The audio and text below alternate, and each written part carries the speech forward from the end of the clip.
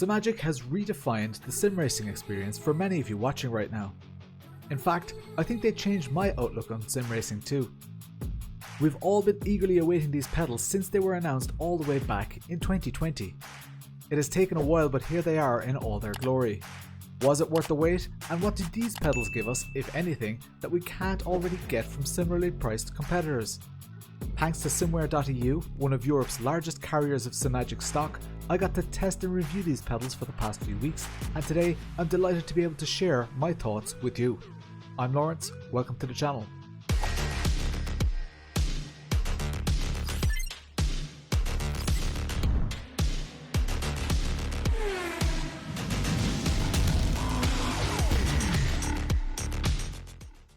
Introduction.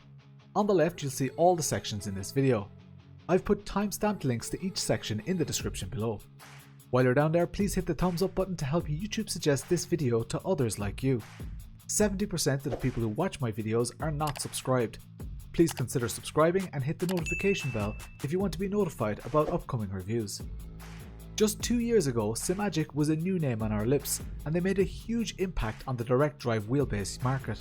They made a name for themselves since then, releasing several other DD wheelbases and an innovative sequential shifter. Doing one thing well is difficult, but creating an ecosystem which lives up to the standards set by the products that made the brand so popular is very difficult. First impressions. These pedals are absolutely stunning. If they perform as well as they look, then they'll definitely be worth the investment.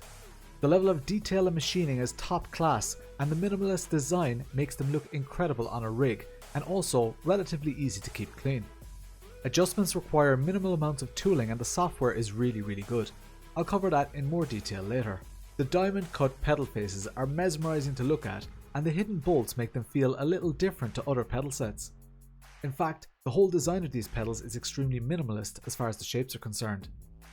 However, the bright colours and almost sparkly CD-like effect on the pedal faces and the pedal arms shows that these pedals were made with intent and personality, but may not be to everyone's taste. The pedal faces feel comfortable under the foot, whether you're wearing shoes or not. They're also adjustable in height, but they don't go as low as someone with smaller feet might want. The pedal faces, other than the brake, cannot be moved left or right independently of the pedal.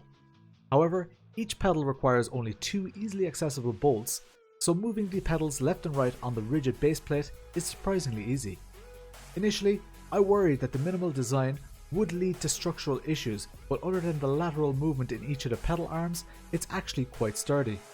This is a hydraulic brake, which gives a slightly different feel to traditional non-hydraulic brake systems. The main difference of note with hydraulic pedals is usually the speed at which you can return your pedal.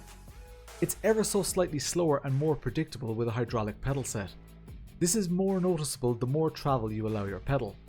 It sounds a little counterintuitive to have this dampening on the brake, but in the same way we don't want our brake to be a simple on-off, hydraulic systems usually give us more confidence and more control.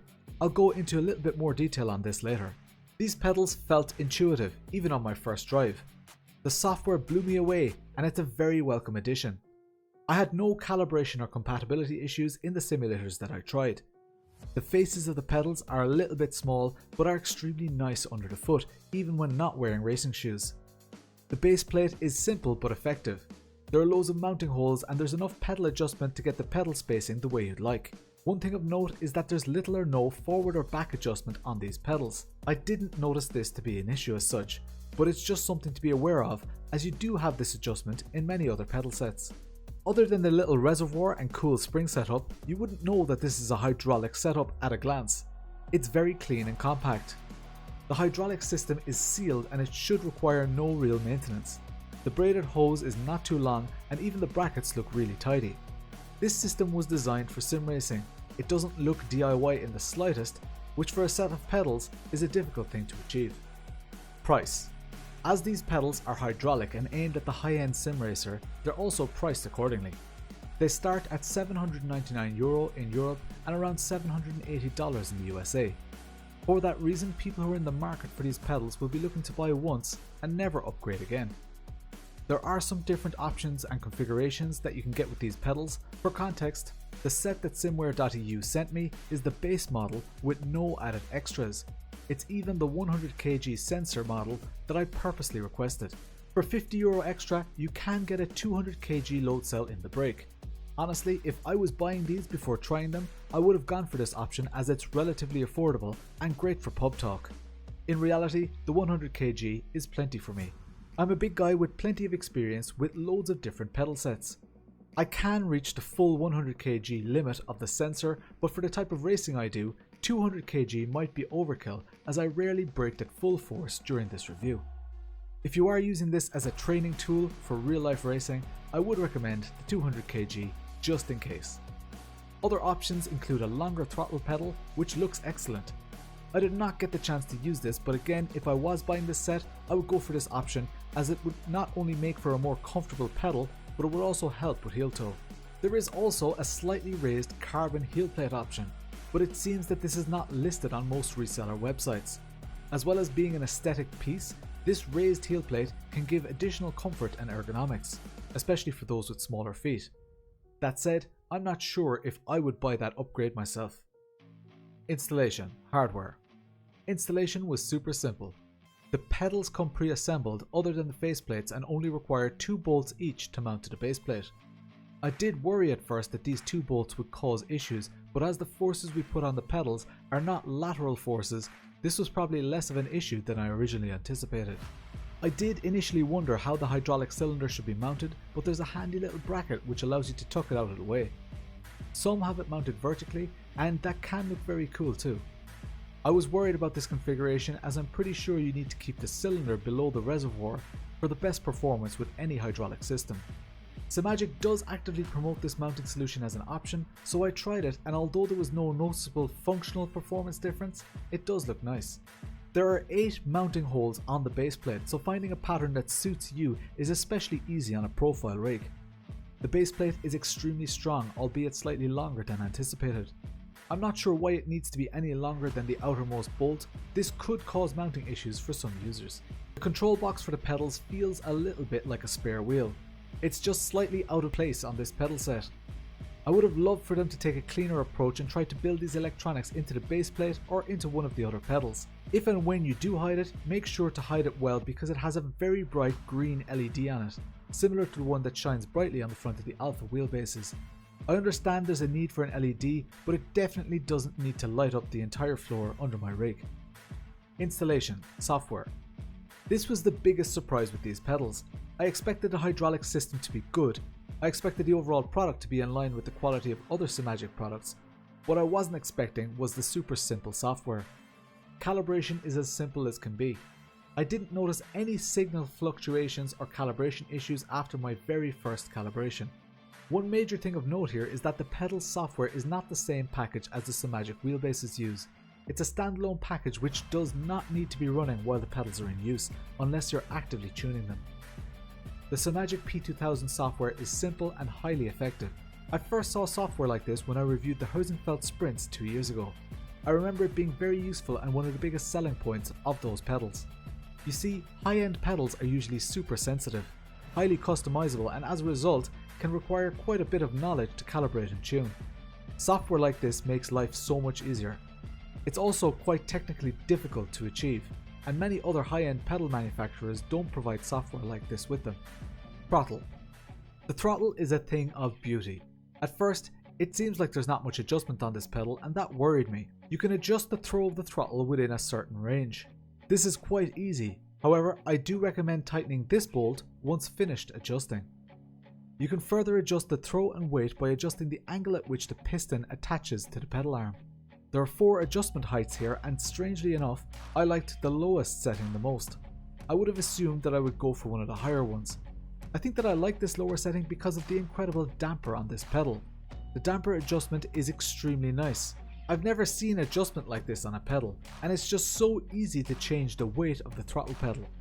However, once you go towards the larger numbers, the damping becomes so stiff that the throttle actually becomes a little slow to move and return. I run mine at 4 and it feels fantastic. When I first got into high-end equipment, I didn't really care too much about the throttle, but once you drive cars that are sensitive to throttle inputs or traction control, having a smooth and controllable pedal is absolutely vital. This pedal delivers above and beyond my expectations. It has gone straight to number 1 as the best throttle I've ever used. As said, I'd probably get the longer throttle pedal option as it's just a bit more comfortable to use, especially when using heel toe techniques. Clutch. The clutch on this pedal set is unlike other pedal sets that I've used. At first when I took it out of the box, I didn't even realise it was the clutch pedal. The mechanism is innovative and the bite point is simulated by this bolt depressing into this notch. There are 4 spring options available. I love the look of this pedal, but as far as clutches go, this one disappointed me a little at first. I don't expect a sim clutch to be as realistic as a real clutch, but I do expect the mechanism to just be a little more subtle or engaging. I spent many hours trying lots of configurations and I couldn't quite put my finger on why this clutch didn't feel right. I would imagine though that a bump stop at the end of the clutch travel would make a huge difference, as right now it gives a huge clunk which is pretty annoying when you're banging through the gears. However, eventually this configuration clicked for me. It was really only when I experimented with the software that I built in a dead zone for the clutch engagement, and then it felt a hell of a lot better. It actually feels like a heavy road car clutch now. I would still like to see a bump stop at the end of the clutch travel though, but what initially seemed like a poorly designed clutch actually turned out to be quite nice. Brake. When you go for a hydraulic brake, it comes with huge expectations. Usually you pay a fortune for it, and at €799, this 3-pedal set is priced at the entry-level pricing for hydraulic systems. Interestingly, Simagic have gone for a spring system here rather than an elastomer system. And even though there's a hydraulic system at play, ultimately it uses a load cell sensor rather than a pressure sensor. None of these things have noticeable drawbacks. In fact, I was able to make this pedal set feel really good with the various spring combinations. Springs will stop deforming when compressed, unlike elastomers. I'm pretty sure that this is why Simagic chose this design. If you like more of a long travelling softer road car pedal, you can easily adjust that setup using the softer springs. However, I'm quite partial to a very stiff pedal these days, and the setup I'm showing here is my preference. The amount of travel is small but enough for me. The weight of the pedal is beautiful and predictable in any sim I tried, and in every single car. Once you lock up a car's wheels, it's like your foot remembers that exact point. This gives great confidence, and coupled with the throttle, it makes this pedal set a very attractive option in this price range. As you set the brakes stiffer though, you do lose some of the feeling of the hydraulic brakes. What I mean is that when there's lots of travel in the brake, I could feel the fluid and it felt much more like a road car. For a stiff brake setup, I can't tell you for certain whether I'd be able to tell this hydraulic solution apart from another non-hydraulic setup. I also opted for the 100 kg load cell. I was actually offered the 200 kg load cell, but specifically wanted the 100 kg so that my mind wasn't influenced by the impressive numbers. Honestly, I think that Simagic are well aware that 100 kg is plenty for most consumers. The 200 kg exists for pub talk and for the prosumer market, and of course it also makes it slightly easier for people to consider these pedals based on the spec sheets alone. In my opinion, you don't need the 200 kg load cell, but me being me, I would have bought the 200 kg model just in case the 100 kg wasn't enough. The brake pedal face also has additional mounting holes at the back should you wish to use them. However, as the pedal is quite easy to move in its entirety, I don't really see the need for these holes, but it's always good to have options. I also found that the springs in the brake were prone to making some noise if they were not seated properly. As with any high-end pedal set like this, they do tend to make some noise and need some lubrication. Baseplate. The baseplate is functional. It's thick and sturdy and everything you'd want from a basic baseplate. As it's a solid sheet of metal, there's no assembly required, which is a bonus if you want to get going quickly. There are plenty of mounting holes for my needs. For mounting the pedals, you have 4 positions available for the throttle, 4 for the clutch and 7 for the brake. However, there's no ability to mount individual pedals further away or closer. Honestly, I don't see this as an issue for most sim racers. There's an optional carbon footplate which I haven't used, but it looks great and I'm not sure how much it will add to your experience. It will bring your feet slightly closer to the pedals, and again, it does look pretty good. Final thought.